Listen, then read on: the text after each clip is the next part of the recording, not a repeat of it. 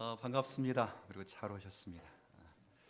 오늘은 제가 여러분들에게 십자가의 능력이라는 제목으로 설교 말씀을 드리려고 합니다. 오늘 저와 여러분이 함께 18절부터 25절까지를 읽으셨는데, 이 내용은 앞에 있는 내용과 연속성을 가지고 있습니다. 앞에 있는 내용이란 얘기란, 내가 너희 안에 분파와 분쟁이 있다는 소식을 들었다 라고 하면서 바울 사도께서 고린도 교회에게 그래서는 안 된다라는 가르침의 말씀이었습니다. 지난주에 그 가르침을 통해서 고린도 교회 가운데 어떤 분파들이 생겼는지, 그리고 그 분파들로 인해 어려움이 생긴 교회를 향한 바울 사도의 따끔한 충고도 보았습니다. 다만 이 충고는 분쟁하고 싸우는 것은 득이 없다라는 윤리적 혹은 명분적으로 끌고 가지 않고 근본적인 이유를 설명하면서 꾸짖었다는 사실을 확인해 보았습니다. 그게 뭐죠? 그리스도께서 어찌 나누실 수 있겠느냐, 그리스도의 온전하심입니다. 너희가 나의 이름으로 세례를 받았냐? 너희가 베드로의 이름으로 세례를 받았냐? 너희가 아볼로의 이름으로 세례를 받았냐? 너희 모두가 예수 그리스도의 이름으로 세례를 받았으면 우리는 예수 그리스도 안으로 들어간 것이다 라고 했습니다.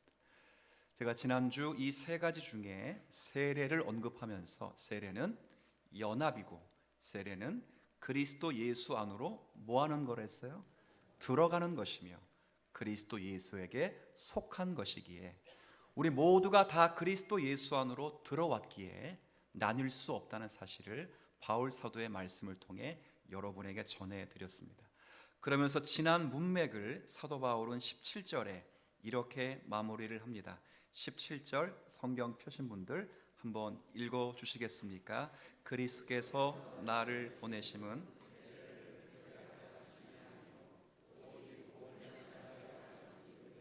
말의 지혜로 하지 아니함은 그리스도의 십자가가 헛되지 않게 하려 함이라. 나 세례 주러 고린도 지역에 온 거 아니다. 나 복음 증거하러 왔다. 이것 때문에 말의 지혜로, 철학적 이해로 너희들에게 설교하지 않고 복음 그대로, 즉 그리스도의 십자가만을 전했다. 그 이유가 그리스도의 십자가가 헛되지 않게 하려 함이라 라고 했어요. 그리고 오늘 본문은, 이 문단은 그 내용을 설명하는 부분이에요. 오늘 18절에 우리 다시 한번 같이 좀 읽어주시겠습니까? 십자가의 도가 미련한 것이요 구원을 받는 우리에게는 하나님의 능력이라. 아멘. 십자가를 중심으로 둘로 딱 나눠요. 한쪽은 십자가의 도가 미련하다라고 생각하는 사람이 있고, 또 한 사람은 십자가의 도를 따라 구원을 얻는 사람이 있다는 거예요. 자, 뭘로 나뉜다고요? 십자가로 나누는 거예요. 여기 보면 우리에게, 구원받는 우리에게는 십자가는 하나님의 뭡니까? 능력이, 능력. 그래서 오늘은 십자가에서 나타난 그 능력이 오늘 본문 속에서 어떻게 증거되고 있는지를 설명하면서 함께 말씀의 은혜를 나누려고 합니다. 두 가지를 말씀드리려고 합니다. 십자가의 능력은 인간의 무능을 고발한다는 것을 먼저 말씀드리고, 두 번째는 이 십자가의 능력이 무능한 인간을 또한 구원한다는 말씀을 여러분에게 두 가지를 드리려고 합니다. 먼저 첫 번째로 여러분에게 드리고자 싶은 말씀은, 이 십자가는 인간의 무능을 고발한대요. 고발. 이게 무슨 말이냐 그러면, 십자가를 이해함에 있어서 이 세상의 지혜, 이 지혜는 이성을 가리키는 표현입니다. 이 세상의 지혜와 지성으로는 십자가를 도무지 이해할 수 있다 없다? 없다는 거예요. 없다. 사람의 총명으로는 그리스도의 십자가의 복음을 이해할 수 있다 없다? 없다는 거예요. 없다. 자, 그러면 여러분은 십자가의 복음을 이해해서 여기에 앉아 있는 것이 아니고, 그리스도의 구속의 은혜를 받고 나니 십자가의 은혜가 믿어지고 그 다음에 이해돼서 여기에 앉아있는 하나님의 은혜의 백성들임을 믿으셨으면 좋겠어요. 우리는 내가 이해해서 온 사람 없어요. 아무도 없어요. 그래서 사도는 바로 그 다음 절에 기록된 바로 기록된 바, 구약을 인용했다는 말이죠. 구약 인용문만 함께 읽겠습니다. 시작. 내가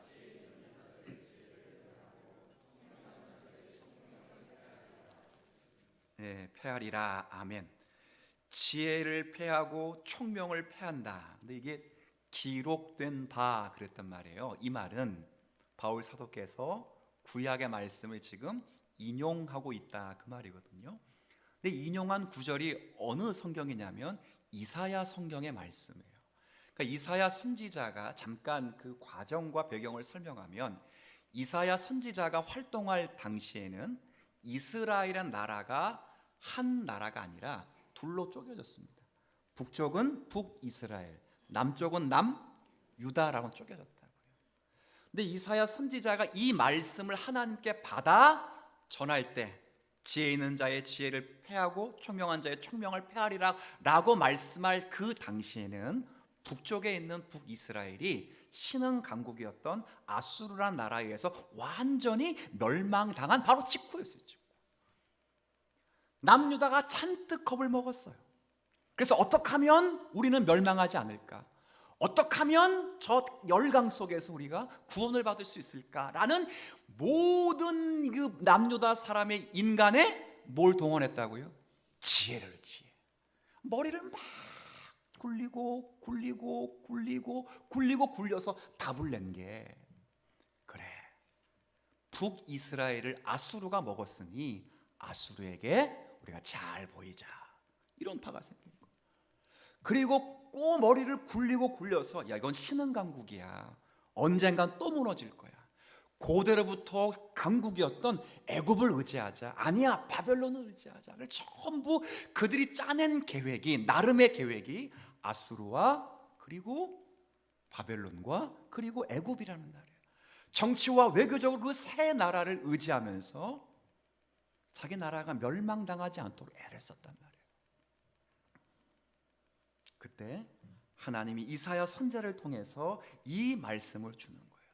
너희들이 아수르를 의지하고 애굽을 의지하고 바벨론을 의지하는 건, 그건 하나님이 없는 사람들이 가능성을 따지면서, 더 높은 가능성이 무엇인가를 따지면서 선택하는 확률의 지혜이고 사람의 지혜에 불과하다. 하나님의 백성의 지혜는 그런 데서 나오지 않고 율법을 지킴으로, 율법을 반포하시고 율법을 제정하시는 여호와를 경외함으로 참된 지혜가 나온다 하는 거예요. 그렇죠. 그러니 하나님을 의지하면, 하나님의 지혜를 의지하면 구원을 얻을 수 있다. 그럼 믿어야 될 거 아니에요. 믿어야 될 거 아니에요. 남유다가 안 믿었어요. 보기 좋게 어떻게 했습니까? 망했다고요. 자기가 의지했던 바벨론의 나라에 의해서 철저하게 유력당했다.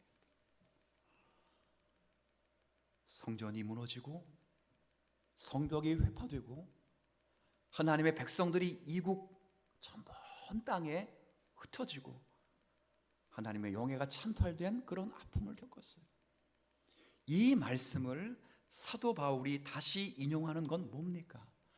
하나님 나라의 백성들의 구원, 하나님 나라의 자녀의 안전, 하나님의 성도들의 복은 다른 나라를 의지하거나 사람의 지혜와 철학과 이성과 판단과 확률과 선택에 있는 것이 아니라 오직 하나님과 하나님의 약속의 말씀에 있다 그 말이에요. 그걸 이야기하는 거예요. 당시 남유다가 북이스라엘이 멸망을 보면서 그들이 냈던 지혜, 그들이 냈던 총명이 그 남유다를 살렸더냐? 전부 죽여버리지 않았냐? 사람의 지혜가 그렇다는 거예요. 사람의 지혜로는 하나님의 경륜을 깨닫지 못하고 하나님의 뜻을 이해할 수 없지만, 하나님의 경륜 가운데 하나님을 믿는 백성들이 하나님을 의지하면 하나님은 지혜를 주시고 믿는 자를 통하여 구원 역사를 이루시며 하나님의 선하신 뜻을 이루어 주실 수 있는 전능하신 하나님이시라는 거예요. 바로 그 하나님이 세상의 모든 총명을 다 패하시고, 그 다음 21절에 보면 다 같이 한번 읽어볼까? 21절 시작.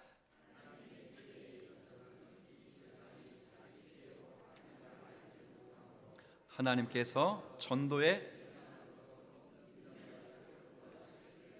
그렇죠, 앞에 20절에 지혜 있는 자가 어디 있느냐, 변론자가 어디 있느냐, 선비가 어디 있느냐. 하나님께서 이 세상의 모든 지혜를 전부 어떻게 하셨다고요? 예, 어리석게 하셨어요. 이 세상의 지혜로는 하나님의 구원을 알 수 없게 하셨다고요. 유다 나라를 봐라. 심지어 하나님 나라의 백성들조차도 그들이 거듭난 사람들이라고요. 믿지 않는 사람들이야 모를까? 거듭난 사람조차도 사람의 지혜로는 하나님의 구원 방법을 깨달을 수 없게 하셨어요. 그래서 하나님은 이 구원의 방법을 전도의 어떤 방식? 어리석게 보이는, 이게 뭐예요? 세상 사람들이 보기에 어리석게 보이는 전도, 복음이라는 방식으로 믿는 자를 구원하시길 기뻐하게 하셨다는 거예요. 우리에게는 이게 미련해 보이지 않아요. 예수 믿어서 이게 미련해 보이는 게 아닌데 세상 사람들 보기에는 미련해 보이는 방식이에요. 여기 전도는 예수 믿어서 이 전도가 아니고 십자가를 통하여 자기 백성을 구원하시는 복음이에요. 전도는 복음이에요. 설교예요. 설교. 복음이에요. 복음. 근데 그 복음이, 선포 방식이, 복음의 내용이 세상 사람들이 보기에는 어떤 방식이? 이해가 안 되는 방식. 인류를 둘로 딱 나눠. 그 당시는 유대인 그리고 헬라인을 대표한 이방인이에요. 22절에 보면 유대인은 뭘 구한다고요? 표적을 구하고, 이방인을 대표하는 헬라인은 뭘 구해요? 지혜를 구하는 거예요. 지혜. 여러분 중에 표적 보고 기적 보고 이 자리에 앉아서 하나님을 찬양하며 예배하는 사람이 있습니까? 여러분 중에 예수 그리스도가 십자가에 달려 돌아가신 것이 정말 이해가 되고 납득이 되고 내 지성 속에 그것이 쏙쏙 머리에 박혀와서 이 자리에 나와 하나님을 예배한 분이 있어요? 아니요. 아무도 없어요. 아무도 없어요. 아무도. 유대인들이 표적을 구한다고요.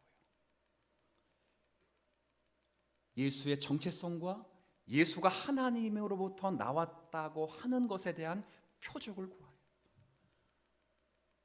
근데 우리의 표적은 딱 하나밖에 없어요. 무슨 표적? 십자가예요. 십자가. 성경이 우리에게 표적이라 말한 십자가라고요. 여러분 잘 보세요. 예수님이 많은 기적을 행하지 않았습니다.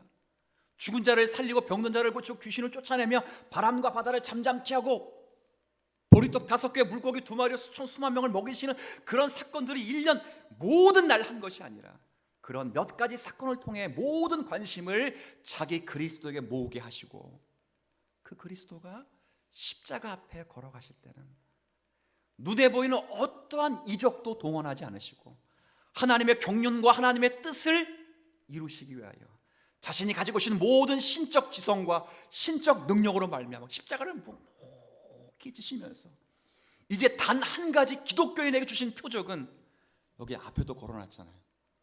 뭐예요? 십자가예요. 십자가.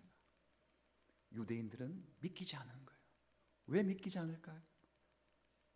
나무에, 저거 쇠어 나무예요. 예수님이 십자가에 달렸을 때 나무에 돌아가셨습니까? 쇠몽둥이에? 나무에 나무. 나무에 달려 죽은 자마다 하나님께 뭘 받았다고요? 저주.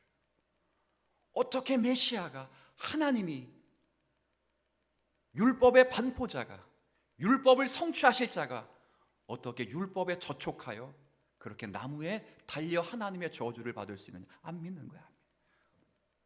헬라인들은요, 이방인들은 지혜를 구했다고요.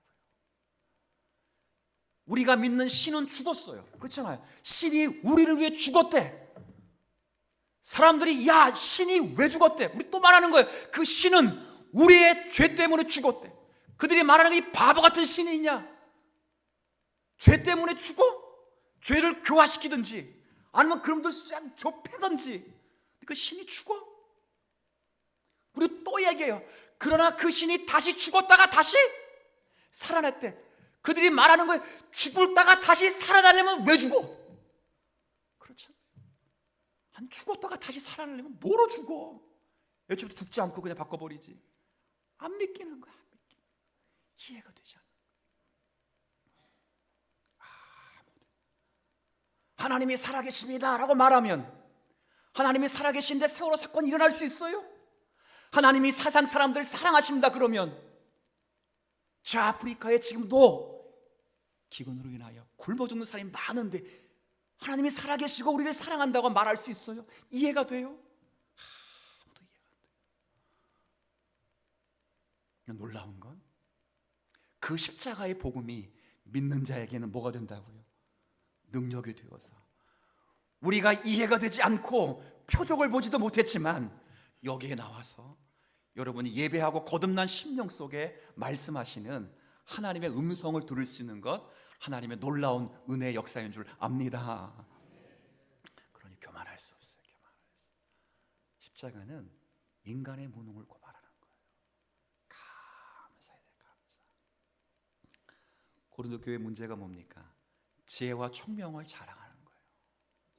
그래도 내가 이런 지혜를 가졌기 때문에 하나님은 날 사랑했지. 그래도 이런 총명이 우리 가운데 있기에 하나님이 날 불렀지. 아니요.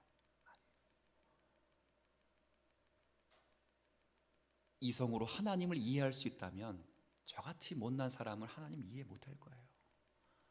지성으로 하나님을 믿을 수 있다면 육체의 나이는 20, 30, 40이 돼도 정신적인 나이는 4, 5살밖에 안 되는 지체 장애우들은 하나님을 믿지 못할 거예요. 그러나 대학을 나왔든 글을 읽든 읽지 못하든 정신적으로 장년이든 소아 유년기 있든 하나님의 선택하던 백성이라면 그리스도의 복음의 능력은 그에게 찾아와 우리를 거듭나게 하고 그리스도 안에 반응케 하여 하나님의 자녀답게 살아가도록 역사하는 복음인 줄 믿으셨으면 좋겠어요. 그러니 자랑하지 않으셨으면 좋겠어요. 여러분 여기 온 것, 우리가 함께 공동체를 이룬 것, 우리 대 무엇 하나 하나님이 사용하신 것이 없어요. 여러분 가운데 무엇 하나 예쁘게 봐서 여기에 넘어온 분이 아무도 없기에 우리 모두는 은혜로 이 자리에 왔다는 것과 우리의 무능을 또한 고발하신 주님께서 우리에게 하나님의 사랑을 알려주셨다는 기대감 속에 신앙의 경주를 이어가는 성도들이 되었으면 좋겠습니다. 두 번째는 그 십자가가 인간의 무능을 고발하는 것으로 끝나지 않고 무능한 인간을 또한 구원한다는 거예요. 21절 말씀 중간에 보면 제가 다시 읽을게요. 세상 사람들이 미련하게 보이는 전도, 복음의 방식으로 믿는 자들을 뭐 했다고요? 구원하시기를 기뻐하시는 거예요. 작정하셨다고. 기뻐하셨다는 건 작정하셨다는 거예요. 원하셨다는 거거든요. 구원하셔요. 구원. 어떻게 십자가의 능력 때문에 우리를 구원하는데 그 십자가의 능력을 세 가지로 말씀드린다면 첫 번째는 이 십자가는 우리의 인간, 즉 죄인들을 구속하셨대요. 구속. 뭐 하셨다고요? 구속. 한번 물어봅시다. 구속이 뭡니까? 구속. 네. 수갑 차고 들어가는 거. 저는 그런 구속 아직은 못 당해봤어요. 대속은 뭡니까? 대속. 대속은 아시겠죠? 대신 속죄하는 거. 그럼 구속은 뭐예요? 구속. 구속은 잘 여러분 이제 뭐 아시지만 쑥스러워서 답을 못 하시겠죠? 잘 아시듯이 구속은 값을 주고 사드린다 이런 뜻이에요. 뭐 했다고요? 값을 주고 사드린다. 이게 구속이에요. 원래 뜻이 그걸. 이 말이 처음 생겨난 그 배경에는 노예 시장으로 거듭나가면 돼요. 노예 시장에서 한 상인이 노예를 팔기 위하여 노예를 시장에 전시합니다. 이 노예로 말할 것 같으면 생긴 대로 힘이 셉니다. 이 노예로 말할 것 같으면 글도 읽을 수 있습니다. 손재주가 뛰어납니다. 더욱이는 마음이 온유해서 주인의 말에 100% 순종할 것입니다. 이 노예를 사세요 그러면 사려고 하는 사람들이 서로 손을 들고 100만 원에 파시오, 어떤 사람은 200만 원에 파시오, 어떤 사람은 손을 한번 더 들고 500만 원에 파세요. 그렇게 해서 가장 비싼 값에 뭐 하는 것? 팔려가는 것. 그게 뭐예요? 구속이에요. 구속. 똑같아요. 구속이 뭐냐? 여러분이 구속을 받을 때 구속은 우리를 하나님께서 비싼 값으로 사셨다는 거예요. 무슨 값으로 사셨을까요? 세상을 창조하셨던 모든 창조물을 다 동원해서 저와 여러분을 사신 것입니까? 아닙니다. 그것은 십자가의 능력이라 말씀했더니 십자가의 보배로운 은혜, 예수 그리스도의 보혈의 피로 산 거예요.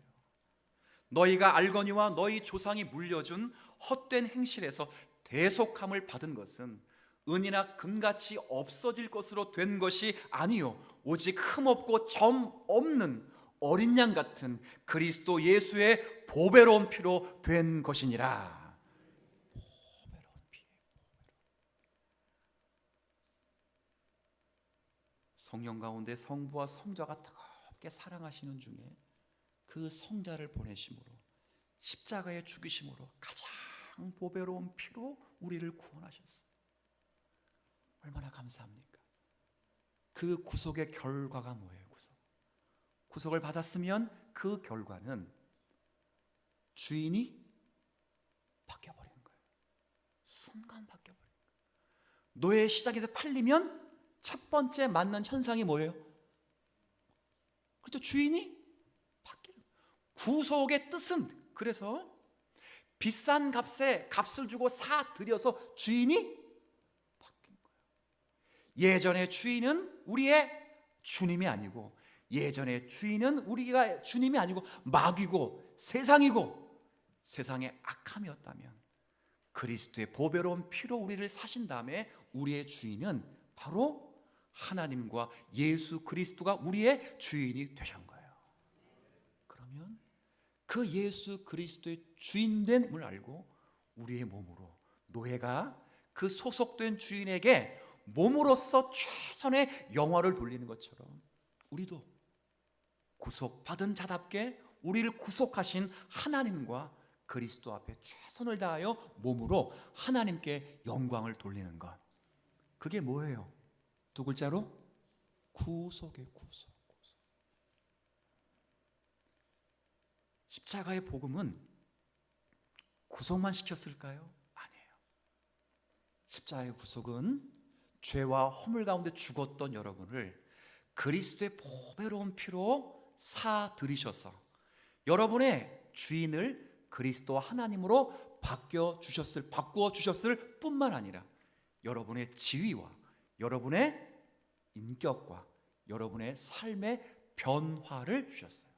그리고 여러분의 죄인된 신분을 의롭게 변화시켜 주셔서 십자가의 두 번째 능력은 한번 따라해 볼까요? 그 다음 칭해요. 의롭다고 칭해 주시는 거예요. 누가? 하나님이. 이건 법정 선언이에요. 법정. 여러분 한번 생각을 한번 해보세요. 우리가 이 세상에서 재판을 받을 때 우리나라 법, 뭐 다른 나라도 마찬가지겠지만 우리나라 법은 총 몇 번의 항소심을 거칠 수 있습니까? 3번이에요. 3번. 첫 번째는 어디서 받아요? 그렇죠. 지방법원에 받는 거예요. 억울하면 어디로 가면 돼요? 고등법원으로 가면 돼요. 어디로 거기서 졌어? 다시 항소하면 어디로 가면 돼요? 대법원. 그럼 대법원에서 딱 결판이 났어요? 바꿀 수 있어 없어요? 없지요. 그런데 이 칭이라는 법정 선언은 대한민국의 대법원보다 훨씬 높은 천지를 창조하신 하나님이 하늘 법정에서 안종성 저는 그리스도 안에서 의인이라고 칭해 주시는 거예요. 그렇다는 거예요. 제가 지난주 말씀드렸어요. 세례가 뭐라고요? 세례는 그리스도 속으로 들어가는 거예요. 여전히 부패하고 여전히 더러운 본성이 우리 가운데 남아있지만, 내 안에 아직도 죽여야 될 옛 가나안 본성들이 남아있지만, 우리가 그리스도 예수 안에 들어가 있기 때문에 우리의 죄가 그리스도에게 전가되고 그리스도의 의가 우리에게 전가되었기 때문에 하나님은 하늘 법정에서 그리스도의 의 때문에 우리에게 의라고 칭해 주시는 거예요. 대법원이 더 세요? 하늘 법정이 더 세요? 그렇죠. 더 이상 심판을 받을 이유가 없다고. 대법원으로 모든 재판이 끝나는 것처럼 그보다 훨씬 높은 하늘 법정에서 여러분을 의인이라고 칭해주면 사탄이 여러분을 정죄할 수 없다고요. 누가 하나님을 택하신 자들을 고발하리요? 의롭게 하신 하나님이시니 누가 그들을 정죄하리요? 그러므로 그리스도 예수 안에 있는 자는 결코 정죄함이 없느니라. 왜요? 그리스도 예수 안에 하나님이 그리스도 예수를 통하여 우리를 의롭다고 인정해 주었기 때문에 사단이 아무리 너 그래서 구원을 받겠어? 그렇죠. 목사가 협박하는 목사가 많습니다. 어떻게 협박하냐면, 성도님, 제가 이렇게 협박하면 넘어갈 분도 있을 것 같아요. 제가 신방을 딱 가가지고 집 딱 보고 기도 생활 딱 하는 거 보고, 그래가지고 천국 갈 수 있겠어요?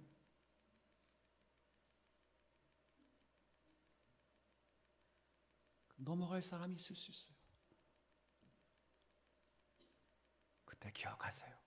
하늘 법정에서 우리를 의롭게 하신 이는 하나님 한 분이신 줄 압니다. 번복할 수 없는 거예요. 마틴 루터가 이 복음의 의의를 깨닫고 얼마나 자유했는지 몰라요. 여러분도 잘 아시는 마틴 루터라는 분은 원래 굉장히 똑똑하신 분이에요.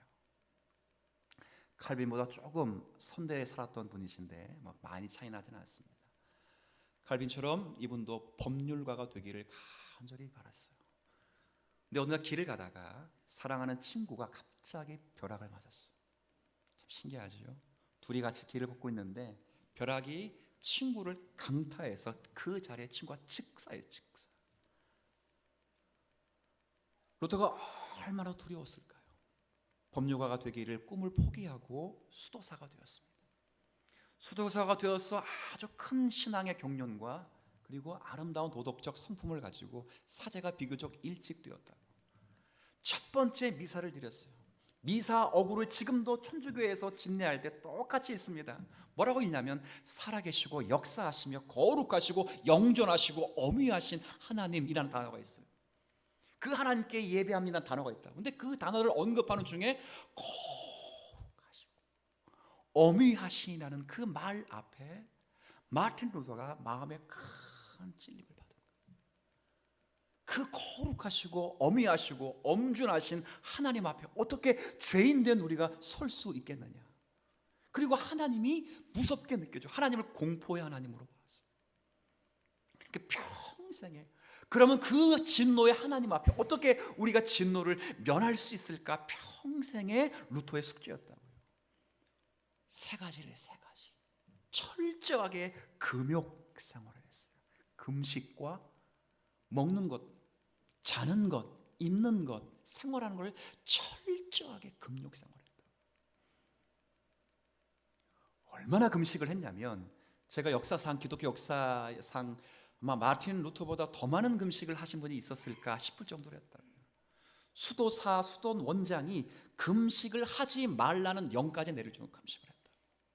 40일 금식하기 어려우면 동굴 속에 들어가서 물 한 모금 안 머금고 3일 내내 금식하며 기도했다고요. 깨끗한 사람이 되길. 근데 금식하는 동안에는 정말 자기가 구원받은 것 같고 하나님 앞에 설 수 있는 것 같아요. 왜?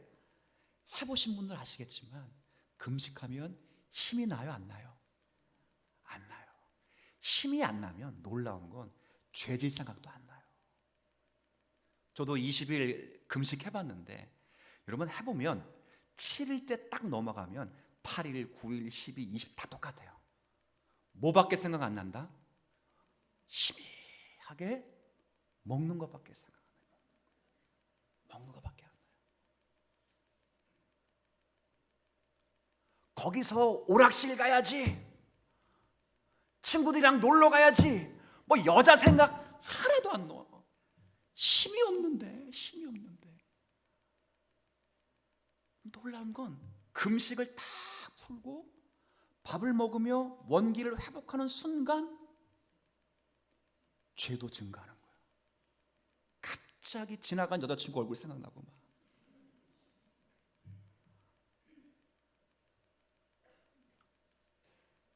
안 되는 거예요. 두 번째, 마틴 루터가 잉여 공로설에 의존했어요. 자신의 공로가 부족하니까 선대에 더 큰 업적을 이루신 분의 잉여, 차고 넘치는 공로를 받기 위해 노력했지만 그것도 안 돼요. 세 번째는 고해성사, 지금도 남아있는 천주교의 고해성사를 끊임없이 해서, 오직했으면 주교가 요딴 것 갖고 하지 말고 큰 죄를 가지고 좀 고해성사를 할 정도로, 꾸짖을 정도로 고해성사를 깊게 하는 거예요. 그러나 마틴 루터는 작은 것까지 하느라도 어미하신 하나님 앞에 설 수 없다는 사실 때문에 안 되는 거예요. 그러다가 로마서와 갈라디아서와 히브리서 말씀을 인용해요. 특별히 로마서 말씀을 읽고 묵상하다가 하나님께 주시는 의라고 하는 건 율법을 지킴으로 선행을 행함으로 내가 노력하며 행하는 것이 아니라 오직 은혜로 값없이 하나님이 주시는 믿음의 의라는 사실을 깨달았어요. 복음에는 하나님의 의가 나타났어요. 하나님의 정의가 나타났어요. 믿음으로, 믿음에 이르게 하는, 앞에 믿음으로라는 수단이에요. 우리가 흔히 말하는 은혜예요. 은혜. 그리고 뒤에 믿음은 결과예요. 지금 여러분이 갖고 있는 지금 믿음, 그리스도의 지식을 소유하고 그 그리스도의 죽으심이 우리의 죽음이심이라는 사실을 이해하고, 그리고 그리스도를 의지하고 신뢰하는 모든 것을 갖게 된 것이 하나님의 은혜라는 사실을 깨닫고, 은혜로 값없이 의롭다 하심을 받았다는 사실 때문에 우리 모두가 루터를 포함한 자유로운 하나님의 자녀로서 이런 삶을 살아가는 것 아니겠습니까? 제가 한번 곰곰이 여러분에게 질문해 보겠습니다. 답을 해보세요.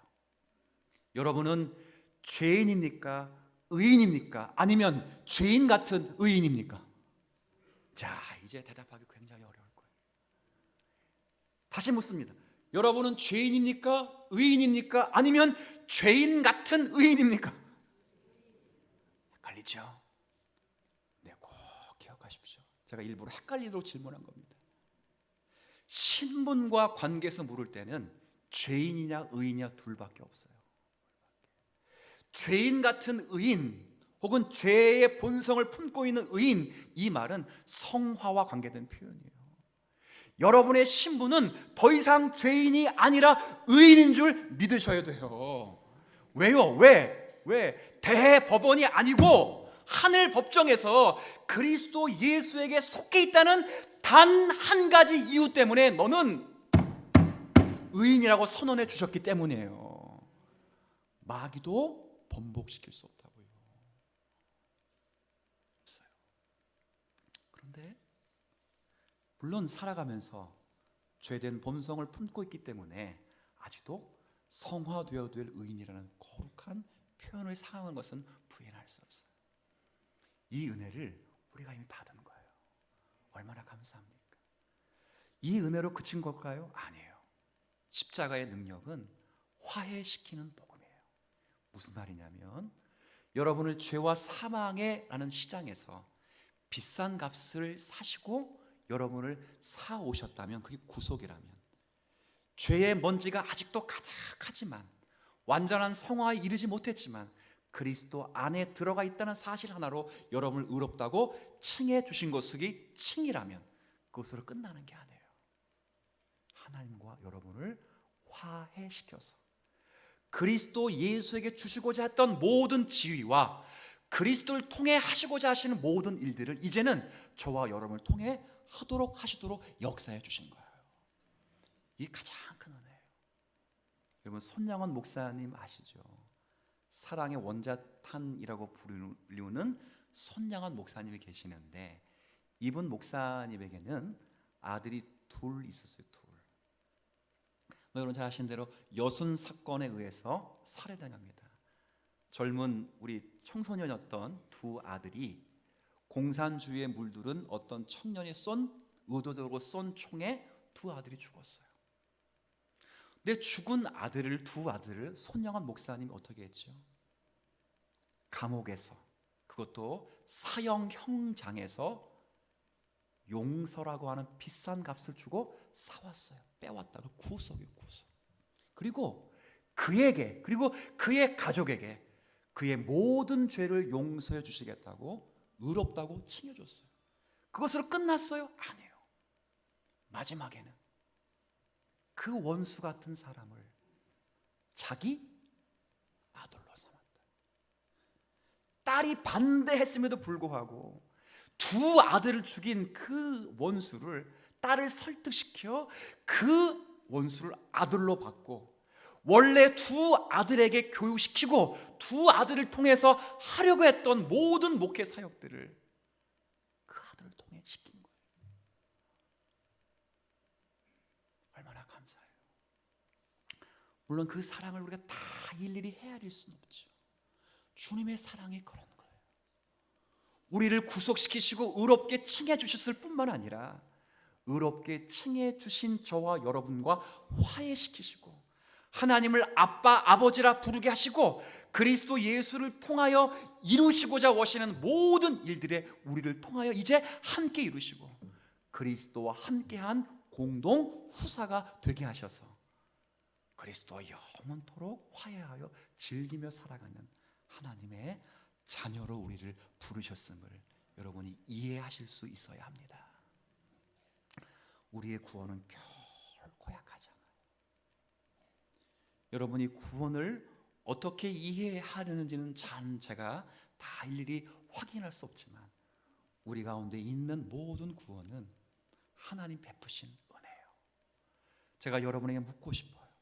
여러분 정말 지금 하나님과 화해된 성도로 하나님을 아빠, 아버지라 부르면서 하나님 아버지께서 그리스도 예수를 통하여 하실 모든 일들을 여러분이 지금 그 자리에서 묵묵히 수행하고 계시는 것입니까? 그리고 그 명예를 깊이 알아 감사하며 그 뜻대로 살아가고 있는 것입니까? 바울 사도가 묻는 거예요. 너희 가운데 받지 않은 것이 무엇이 있는가 헤아려보라. 너희들의 지혜, 너희들의 총명도 그리스도의 은혜로 인하여 받은 것이지 너희들이 그것을 통해 너희들이 구원을 얻은 것이 아니다. 너희들이 받은 구속도, 너희들이 받은 은혜의 은총도, 너희들이 받은 하나님과의 화해와 하나님 앞에서의 사역도 전부 주님이 마련하신 은혜의 사역의 결과임을 인지하고 함께 교회를 이루어 그 공동체 속에서 그 사명을 잘 감당해 나가라 라고 말씀하시는 주님의 메시지를 가슴에 품고 이런 은혜를 따라 살아가는 우리 모두가 다 되기를 주님의 이름으로 부탁을 드리겠습니다.